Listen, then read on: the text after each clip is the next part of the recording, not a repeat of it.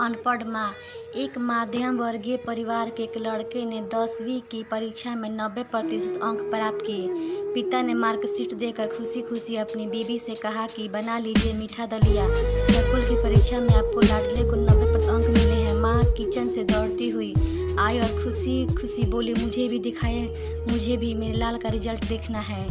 उसी बीच लड़का फटाफट से बोला, बाबा उसे रिजल्ट कहाँ दिख रहा है, क्या वह पढ़ लिख सकती है, वो तो अनपढ़ है। अश्रुपूर्ण भरी आंखों को पल्लू से पूछती हुई माँ दलिया बनाने चली गई। यह सब पिता ने देखा और कहा, हाँ बेटा तूने बिल्कुल सही कहा। जब हमारी शादी हुई तो 3 महीने के अंदर ही तुम्हारा माँ गर्भवती हो गई। मैंने सोचा शादी के बाद ही कहीं घूमने नहीं गए, एक दूसरे को ठीक से समझ भी नहीं, चलो एक बार अबॉर्शन करवा आगे चांस लेते हैं। लेकिन तुम्हारी माँ ने जोर देकर कहा, नहीं, घूमना फिरना और आपस में समझाना यह सब कुछ ये बाद में फिर तेरा जन्म हुआ। वो अनपढ़ थी ना, जब तू गर्भ में था तो उसे दूध बिल्कुल पसंद नहीं था। उसने तुझे स्वस्थ बनाने के लिए हर दिन 9 महीने तक दूध पिलाया, क्योंकि वो अनपढ़ थी ना। तुझे सुबह 7 बजे स्कूल आना रहता था, इसलिए सुबह 5 बजे उठकर तेरा मनपसंद नाश्ता और डिब्बा बनाते थे, क्योंकि वो अनपढ़ थी ना।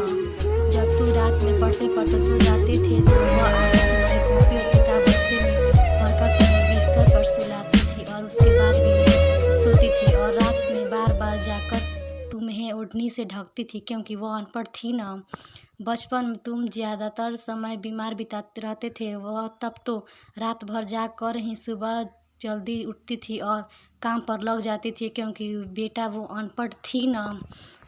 तुम्हारे लिए ब्रांडेड कपड़े लाने के लिए मेरे पीछे पड़ती थी और खुद सालों तक एक ही साड़ी पर रहती थी, क्योंकि वो अनपढ़ थी ना।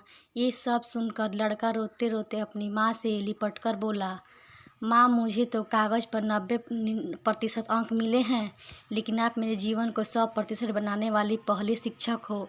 माँ मैं आज भी अशिक्षित हूँ और आपके पास PhD के ऊपर भी उच्च डिग्री की है, क्योंकि आज मैं आपकी माँ के अंदर छुपे हुए डॉक्टर, शिक्षक, वकील, ड्रेस डिजाइनर, बेस्ट कुक, इन सभी दर्शकों कर माँ मुझे क्षमा कर दीजिए। आई लव यू माँ। यह कहानी आपको कैसी लगी प्लीज़ कमेंट में हमें बताइएगा। अगर आप लोग मेरे चैनल पर नए हैं तो प्लीज़ मेरे चैनल को लाइक, कमेंट और सब्सक्राइब ज़रूर कीजिएगा।